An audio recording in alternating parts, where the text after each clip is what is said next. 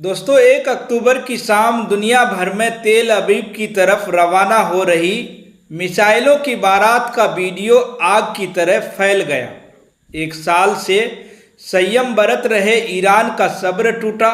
जवाब में इजराइल भी कुछ न कुछ करेगा, इसलिए अब दुनिया भर के विश्लेषकों को लगने लगा है कि जंग होने वाली है। मिसाइलों की संख्या कोई 150 बता रहा है, कोई 200। ईरान का दावा है 90% मिसाइलें टारगेट पर लगी हैं।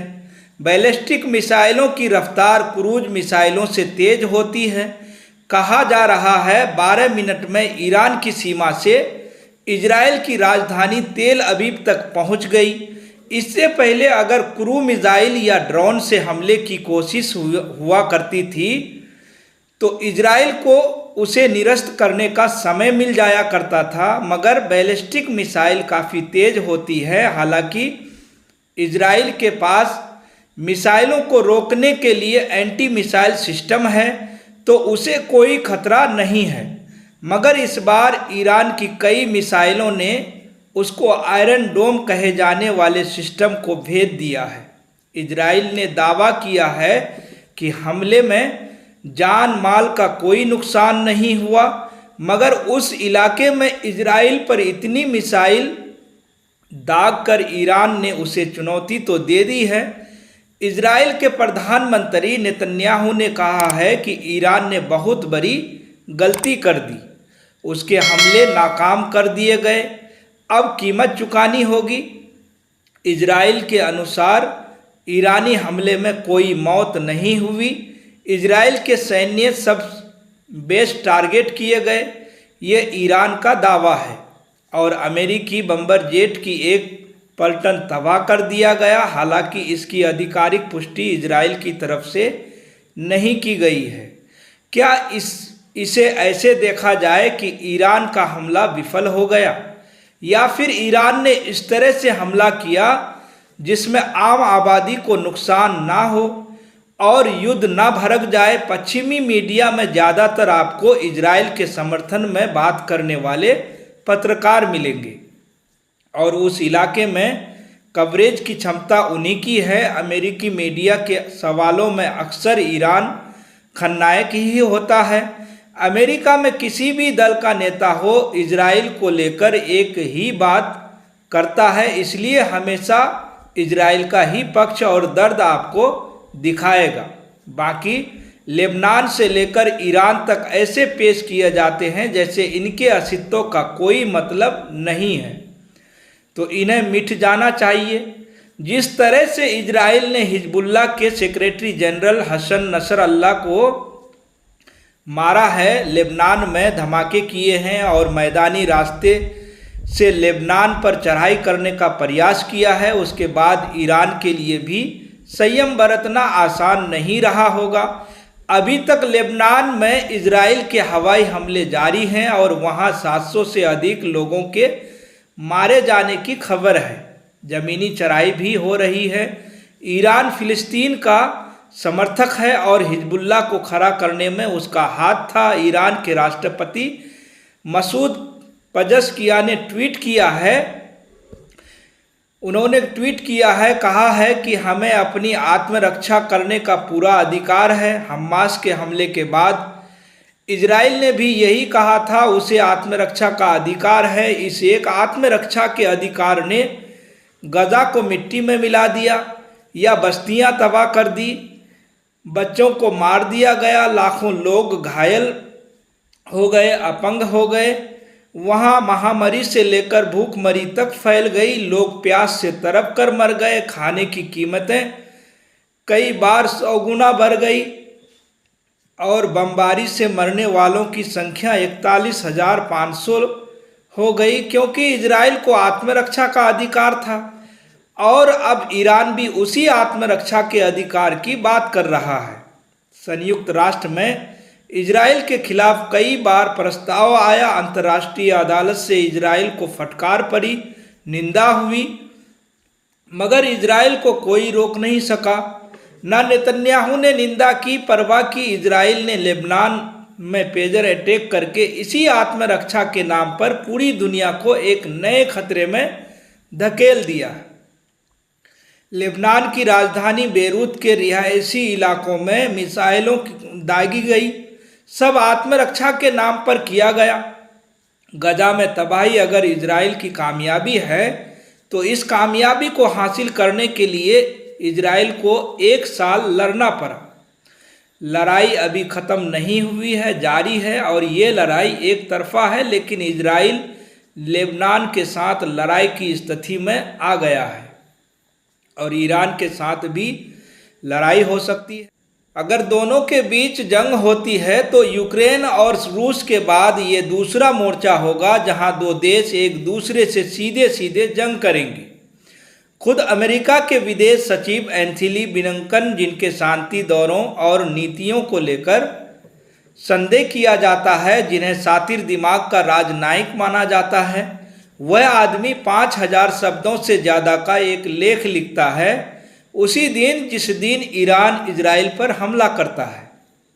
फॉरेन अफेयर्स पत्रिका में ब्लिंकन का लेख छपता है जिसमें वे कहते हैं कि इस क्षेत्र में यानी गजा में शांति के लिए हमारी निरंतर कोशिश के बावजूद गजा पर युद्ध का असर भयानक हुआ है। हजारों की संख्या में फिलिस्तीनी एक ऐसे युद्ध में मारे गए जो न उन्होंने शुरू किया न जिसे वे ख़त्म कर सकते हैं। गजा का हर एक नागरिक विस्थापित हो गया है। आबादी का एक बड़ा हिस्सा भूखमरी का शिकार हुआ है। इस लेख को पढ़कर आपको ऐसा लगेगा ब्लिंकन जैसा शांति का पुजारी इस वक्त धरती पर कोई नहीं है। फिर आपको ये भी देखना होगा कि यही अमेरिका गजा पर हमले के लिए इजराइल को हथियार दे रहा है, धन दौलत दे रहा है। अक्टूबर 2023 के बाद से बाइडेन सरकार ने इजराइल को 200 से अधिक सैन्य सहायता ट्रांसफ़र किए। इसमें सिर्फ 2 ट्रांसफ़र की कीमत $50 मिलियन बताई जाती है। ठीक 3 दिन पहले अमेरिका ने इजराइल को 73,000 करोड़ से अधिक की मदद दी भारतीय रुपये में, और उसके विदेश सचिव गजा में भूखमरी की चिंता पर लेख लिख रहे हैं। अक्टूबर 2023 से लेकर मई 2024 के बीच अमेरिका ने इजराइल की $125 अरब से अधिक की मदद की है। भारतीय रुपये में ये 1 लाख करोड़ से अधिक का हिसाब है। ये तो कई देशों की अर्थव्यवस्था का आकार भी हो सकता है, और हथियार की सप्लाई का वादा भी अमेरिका दोहराता जा रहा है। यानी जो हथियार दे रहा है वही लेख भी लिख रहा है कि हम शांति का प्रयास कर रहे हैं। भारत में सोशल मीडिया पर कई सारे मूर्ख हैं जो इजराइल के समर्थन में कूद रहे हैं। कोई पूछा नहीं फिर भी कूद रहे हैं। उन्हें नहीं पता कि इसके कारण अमेरिका की हथियार बनाने वाली कंपनियों को मुनाफा सैकड़ों से लेकर 1000 गुना तक बढ़ गया है। इन मूर्खों को इंसान के मारे जाने की चिंता नहीं, न हथियार कंपनियों के मुनाफे की खबर है। ये बस आपके भीतर एंटी मुस्लिम नफरत की आग सुलगाए रखना चाहते हैं। तो इस तरह के अंत विरोध और विंड बना हो से गुजरते हुए Iran, Israel, Lebanon, Syria, Yemen, Jordan, Egypt, सऊदी अरब, संयुक्त अरब अमीरात, कतर, बहरीन, इतने सारे देशों की मिली भगत, भीतरी साजिशें, लालची निगाहें, इन सबको कैसे एक बार मैं तबाह कर सकता हूं और सब देख समझ सकता हूं। सऊदी अरब ने हसन नसरल्लाह की हत्या के बाद एक बयान जारी किया। कहा, हम लेबनान में हो रही घटनाओं पर चिंता के साथ नज़र रख रहे हैं। लेबनान की संप्रभुता की रक्षा होनी चाहिए, लेकिन इस बयान में हिजबुल्लाह के कमांडर हसन नसरल्लाह की कोई बात नहीं की गई। कतर, बहरीन और संयुक्त अरब अमीरात ने हसन नसरल्लाह की हत्या पर कुछ भी नहीं कहा। अरब लीग ने 2016 में हिजबुल्लाह को आतंकी संगठन के रूप में चिन्हित किया था, लेकिन इस साल जून में इसे वापस भी ले लिया। वो भी तब जब नेतन्याहू ने संयुक्त राष्ट्र की आम सभा में कह दिया, पूरे मध्य पूर्व में ऐसी कोई जगह नहीं जहां इजराइल के लंबे हाथ ना पहुंचते हो। इसके कई मतलब निकाले जा सकते हैं। इजराइल ने मध्य पूर्व के कई देशों के कंधे पर हाथ रख दिया है, उनसे समझौते किए, उन्हें सुरक्षा देने का भरोसा दिया, धन दिया, टेक्नोलॉजी का वादा किया। और ये भी मतलब निकाला जा सकता है कि इजराइल उनके पेजर, उनके मोबाइल और उनकी सेना से लेकर सरकार तक में घुस गया है। अगर आप इस इलाके की राजनीति की जानकारी रखते हैं तो ये बात समझने में बहुत मुश्किल आपको नहीं होगी। जब नेताओं के पास नैतिकता नहीं बची होती है तो निंदा केवल फोन की फ्लैश लाइट की तरह अंधेरे में चमकाई जाती है। दुनिया में गजा के खिलाफ इजराइल के हमले की निंदा की अपनी राजनीति है। निंदा करने वाला एक गुट निंदा के बाद इजराइल की मदद में लग जाता है और एक गुट सड़कों पर उतरता है, लगातार प्रदर्शन करता है। ये गुट बहुत शानदार है। ब्रिटेन के सांसद और लेबर पार्टी के पूर्व अध्यक्ष जेरेमी कोरिबन ने कहा है कि एक साल से दुनिया भर में लाखों लोगों ने अनेक बार प्रदर्शन किए। ये बात दोहराई कि युद्ध विराम हो, नरसंहार रुके। हमने चेतावनी दी कि इलाके में युद्ध छिड़ जाएगा, लेकिन किसी ने हमारी नहीं सुनी। सरकारों ने इस युद्ध को भड़काया है, उन्हें इंसान की जिंदगी से कोई मतलब नहीं। ब्रिटेन में लेबर पार्टी की सरकार बनी है। नई सरकार ने इजराइल के समर्थन में बयान दिया है। भारत में प्रियंका गांधी और राहुल गांधी लगातार गजा को लेकर ट्वीट करते रहते हैं और इस नरसंहार के खिलाफ लिखते रहते हैं। प्रियंका गांधी ने बयान दिया है कि अमेरिका के कांग्रेस में इजराइल के प्रधानमंत्री को सम्मानित किया गया, हमें ये सब देखना पड़ रहा है।